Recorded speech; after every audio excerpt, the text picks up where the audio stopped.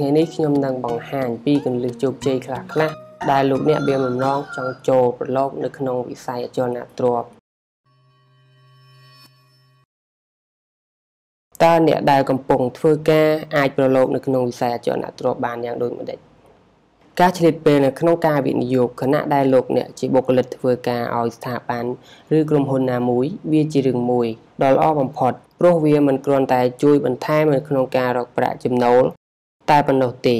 តែវាថែមទាំងអាចជួយឲ្យលោកអ្នកកាន់តែឆ្លាតវៃនៅក្នុងការធ្វើមុខជំនួញទៀតផងតែទោះជាយ៉ាងណាអ្នកត្រូវប្រកបក្នុងចិត្តថាវាមិនធ្វើឲ្យប៉ះពាល់ដល់ការងាររបស់លោកអ្នកនោះទេនៅក្នុងបទសម្ភាសន៍ពាណិជ្ជករកម្ពុជានិងស្ថាបនិកខ្មែរ Real Estate លោកបណ្ឌិតគឹមហៀងបានមានប្រសាសន៍ថាការវិនិយោគទៅលើវិស័យអចលនទ្រព្យមិនធ្វើឲ្យអ្នកខាតពេលនោះទេព្រោះវាមិនរត់ទៅណាឡើយលោកបានបន្ថែមទៀតថាប្រសិនបើគាត់មានប្រាក់សមល្មមហើយគាត់អាចឆ្លៀតពេលនៅក្នុងការរកស៊ីបានទោះបីជាគាត់កំពុងធ្វើការឲ្យគេក៏ដោយលោកបានណែនាំថាចំពោះអ្នកមានសមត្ថភាពវិនិយោគខ្ញុំសូមលើកទឹកចិត្តឲ្យពួកគាត់វិនិយោគទៅលើអចលនទ្រព្យចំនួន2ទី1គឺអចលនទ្រព្យដែលផ្ដល់ប្រាក់ចំណូលបន្ថែមពោលគឺសំដៅទៅលើផ្ទះទិញហើយបានផ្ទះហើយជួលបានចំណូលទៀតផងទី2ទិញអចលនទ្រព្យណាដែលមិនបានចំណូលតែកំណើននៃការកើនឡើងថ្លៃវាមានល្បឿនលឿនពោលគឺការទិញដីធ្លីលោកបានបន្ថែមទៀតថាត្បិតតែវាមិនបង្កនៅភាពលំបាកដល់អ្នកក៏ដោយតែអ្នកគួរតែប្រើភាពវៃឆ្លាតរបស់អ្នកនៅក្នុងការវិនិយោគព្រោះវានឹងផ្ដល់ហានិភ័យប្រសិនបើលោកអ្នកជ្រើសរើសអចលនទ្រព្យខុសទីតាំងតាក់ទងនឹងតិចនិចនៅក្នុងការវិនិយោគពាណិជ្ជកម្មកម្ពុជានឹងបង្ហាញពីគន្លឹះធំ3ចំណុចពីអ្នកជំនាញផ្សេងគឺទី1យកទ្រព្យទិញទ្រព្យប្រសិនបើលោកអ្នកមិនមានលុយនៅក្នុងដៃគ្រប់គ្រាន់ទាំងស្រុងនោះទេហើយលោកអ្នកចង់វិនិយោគទៅលើវិស័យអចលនទ្រព្យនោះលោកអ្នកគួរពិចារណាទៅលើការប្រើប្រាស់ប្រាក់កម្ចីឲ្យបានល្អជាទូទៅនៅប្រទេសកម្ពុជាយើងដើម្បីអាចខ្ចីលុយពីធនាគារបានអតិថិជនតម្រូវឲ្យមានប្រាក់1ភាគដើម្បីអាចប្រើប្រាស់ប្រាក់កម្ចីនោះបានប្រសិនបើលោកអ្នកមានប្រាក់1ភាគនោះលោកអ្នកនឹងអាចខ្ចីប្រាក់ពីធនាគារដើម្បីបង្គ្រប់ទិញនិងបង់ការប្រាក់ជាមួយនឹងប្រាក់ខែរបស់អ្នកបាន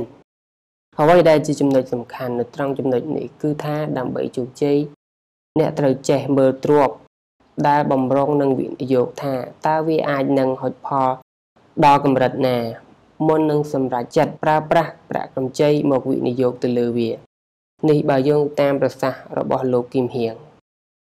ទី2ស្វែងរកដៃគូល្អប្រសិនបើលោកអ្នកមិនមានចំណេះដឹងគ្រប់គ្រាន់នៅក្នុងជុំវិញវិស័យអចលនទ្រព្យនិងវិស័យហិរញ្ញវត្ថុទេនោះ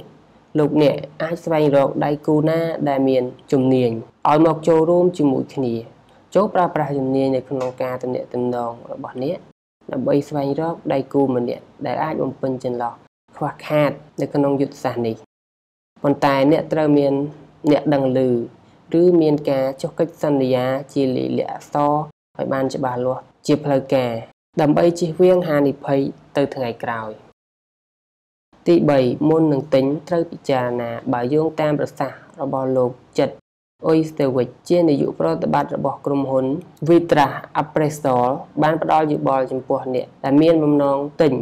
ឬវិនិយោគទៅលើអចលនទ្រព្យថាអ្នកគួរយល់ឲ្យច្បាស់ជាមុននៅគោលបំណងដែលអ្នកចង់ទិញថាតើលោកអ្នកទិញដើម្បីអ្វីដើម្បីរស់នៅឬដើម្បីវិនិយោគយកប្រាក់ចំណេញដំបូងអ្នកត្រូវគិតគូរទៅលើការចំណាយប្រចាំខែរបស់អ្នកសិនដើម្បីងាយស្រួលឲ្យដឹងថាតើអ្នកមានលទ្ធភាពនៃការបង់ការប្រាក់ប្រចាំខែរបស់អ្នកដល់កម្រិតណាលោកបានបញ្ជាក់ទៀតថាអ្វីដែលជាចំណុចសំខាន់នៅក្នុងការវិនិយោគនៅក្នុងវិស័យនេះអ្នកត្រូវជ្រើសរើសទីតាំងដែលមានសក្តានុពលសម្រាប់បច្ចុប្បន្ននិងអនាគតហើយគួរតែស្វែងរកអចលនទ្រព្យណាដែលលោកអ្នកមានលទ្ធភាពទិញនិងជៀសវាងកុំប្រើប្រាស់ប្រាក់កម្ចីហួសប្រមាណដែលវាបណ្ដាលឲ្យមានហានិភ័យខ្ពស់ទៅថ្ងៃក្រោយ